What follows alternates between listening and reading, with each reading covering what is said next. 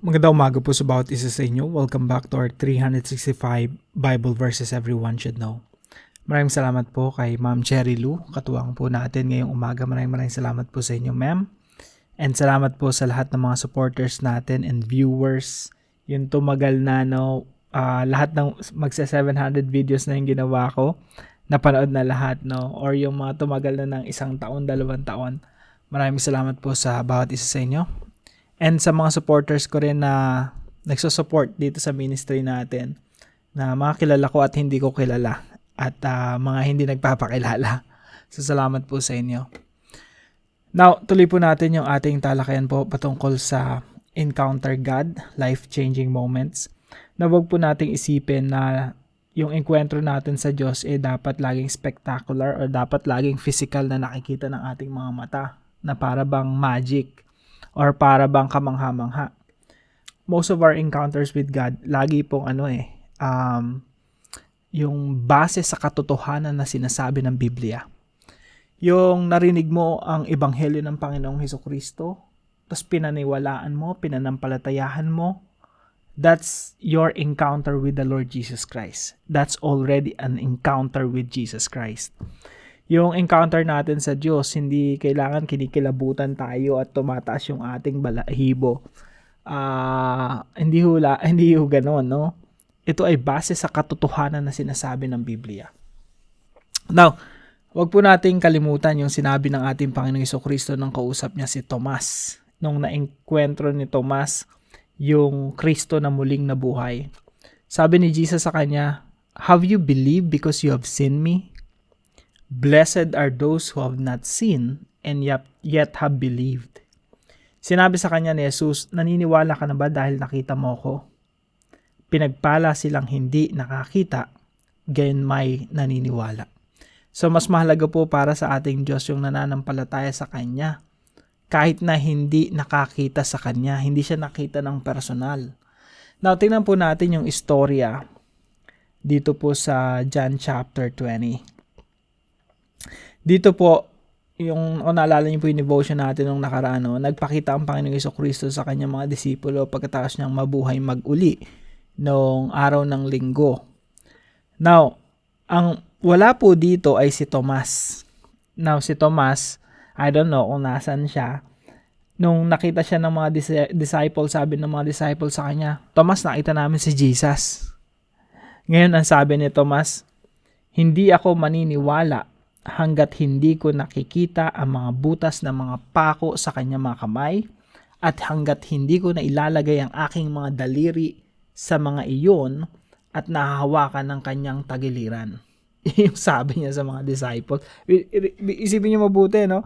Halos lahat ng mga disciples kinakausap si Tomas, totoo, nakita talaga namin si Jesus. Buhay siya, buhay. Sabi ni Tomas, hindi ako maniniwala hanggat hindi ko nakikita yung pinagpakuan sa kanya, hanggat hindi ko nakikita yung pinagsibatan sa kanya at naipasok ko yung daliri ko sa tagiliran niya, hindi ako maniniwala. So, pagkatapos po ng 1 linggo, nagpakita ang Panginoong Hesukristo kay Tomas.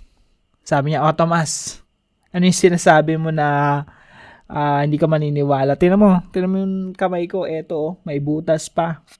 Sige, Tomas, ipasok mo yung daliri mo dito sa tagiliran ko. Tapos nang na-realize ni Tomas, totoo nga, buhay nga si Kristo. Sabi ni Tomas, Panginoon ko at Diyos ko. At ito na po yung verse natin ngayong umaga. Sabi ni Jesus sa kanya, naniniwala ka na ba dahil nakita mo ako? Pinagpala silang hindi nakakita, gayon may naniniwala. Now, yung unang katuruan po natin, ito po, number 1, people doubt God. Totoo po na yung mga tao nagdududa sa Diyos. Maging si Tomas nagduda na muli ngang nabuhay ang ating Panginoong Hesukristo. Tayo rin po, madalas nagdududa sa Diyos. Lord, totoo ka ba talaga? Lord, nakikita mo ba talaga yung nangyayari sa buhay ko? Lord, alam mo ba talaga yung sitwasyon ko? Lord, andiyan ka pa talaga, nakikinig ka sa aking mga panalangin?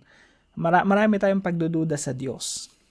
Pero tandaan po natin, hindi natin kailangan ng physical evidence to believe in God. Physical evidence Si Thomas naghahanap ng physical evidence eh. Gusto ko talaga makita ko bago ako maniwala. Yun yung concept ng to see is to believe. Sa buhay pananampalataya, sa buhay Kristiyano, hindi po natin kailangan yon. And actually, hindi ho nalulugod ang Diyos sa to see is to believe. Nalulugod ang Diyos sa mga taong nananampalataya sa Kanya. Yan po ang nasasaad sa Hebrews chapter 11 verse 6. Sabi po rito, hindi maaaring kalugdan ng Diyos ang walang pananampalataya sa Kanya.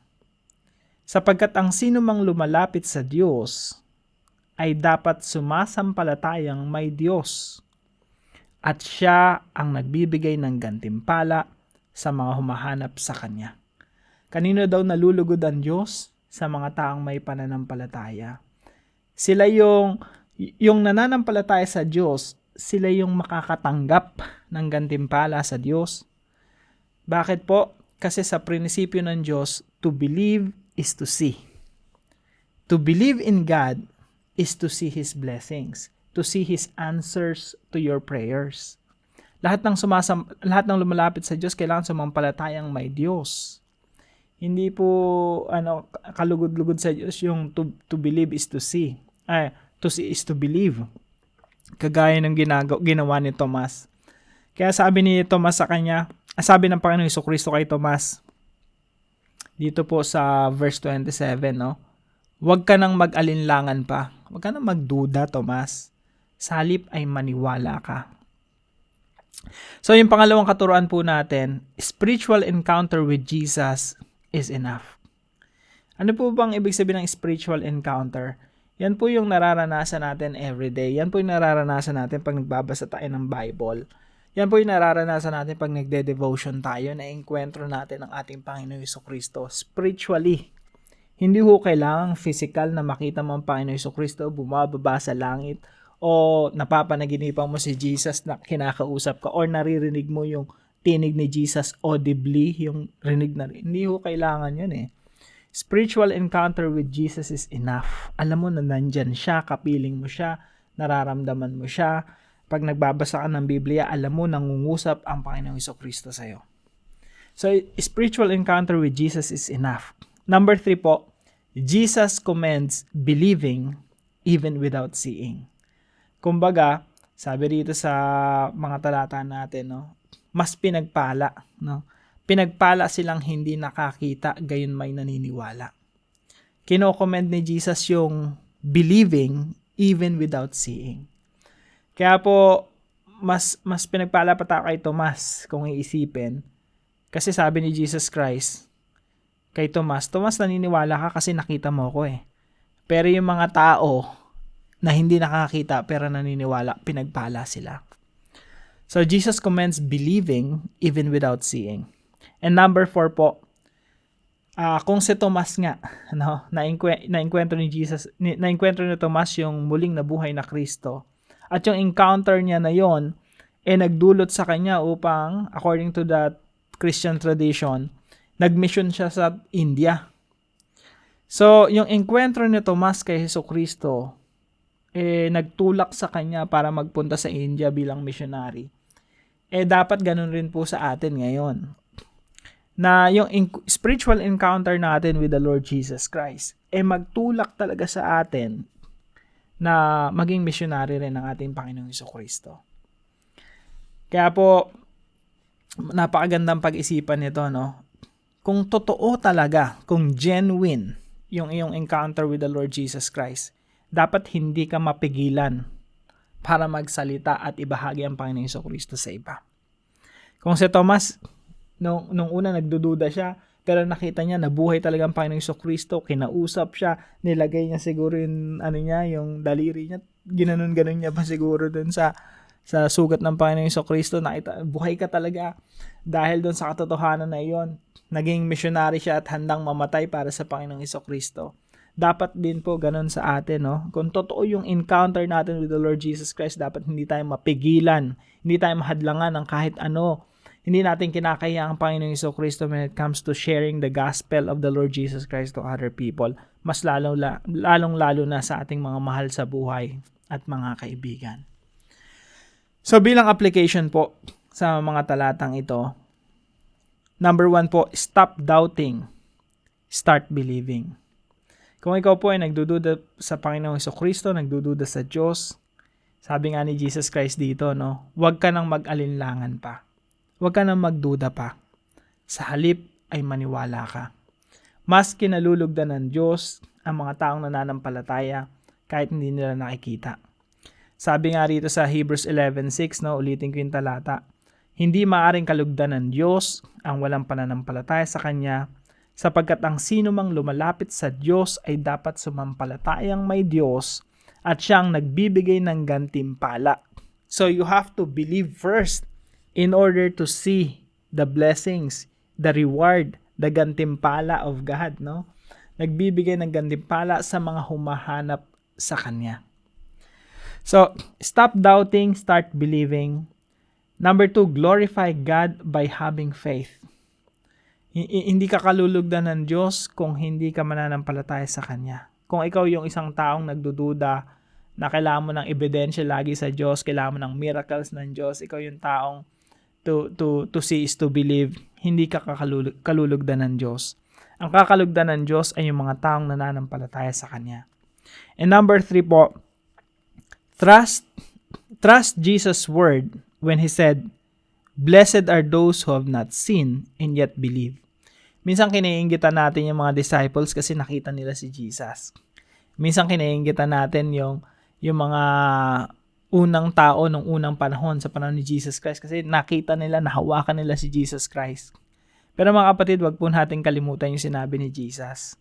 Sabi ni Jesus, "Blessed are those." Pinagpala yung mga taong hindi nakakita, hindi nahawakan si Jesus Christ, hindi nakausap si Jesus Christ, hindi nakasalamuha, nakasabay kumain, hindi nakasabay maglakad si Jesus Christ, pero nananampalataya sa Kanya. Huwag natin kalimutan yung sinabi ni Jesus Christ. At magbigay sa atin ng encouragement na kailangan pala natin manampalataya sa Panginoong Jesucristo at tinatawag tayong pinagpala mula mismo sa bibig ng ating Panginoong Jesucristo.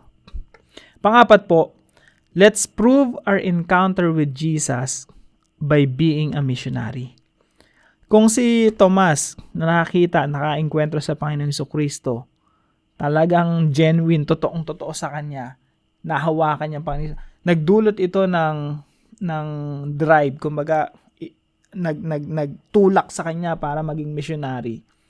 Tayo rin po dapat i-prove natin, patunayan natin na totoo yung enkwentro natin sa Panginoong Jesucristo by being a missionary.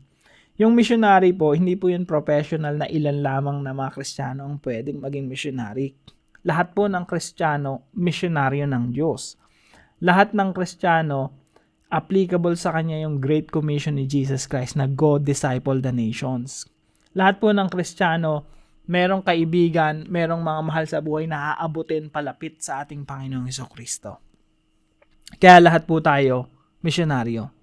Kung totoo po ang enkwentro natin sa ating Panginoong Jesucristo, let's prove it by speaking out for Jesus, by spreading the gospel of the Lord Jesus Christ. Now, para po sa ating discussion, do you see yourself as a missionary? Tinitingnan mo ba yung sarili mo bilang misyonaryo?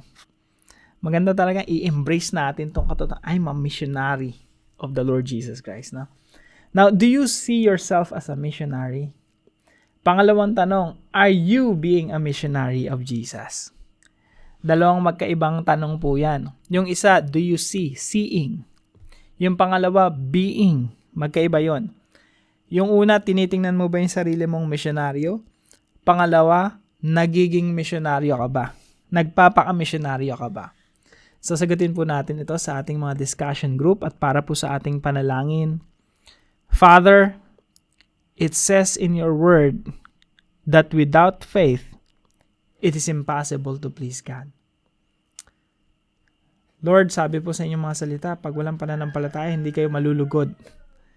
So please enable me to believe in Jesus with all my heart, even without seeing Him. Tulungan niyo po ako na manampalataya sa Panginoong Jesucristo, paniwalaan lahat ng kanyang mga sinabi, kahit hindi ko siya aktual na narinig, kahit hindi ko siya aktual na nakita. May my spiritual encounter with Jesus give me a great conviction to serve you better. Napakagandang panalangin. Masama po natin ito sa ating prayer na yung enkwentro natin sa Panginoong Hesukristo magbigay sa atin ng matinding conviction sa ating mga puso na mas lalo pang paglingkuran ng ating Diyos.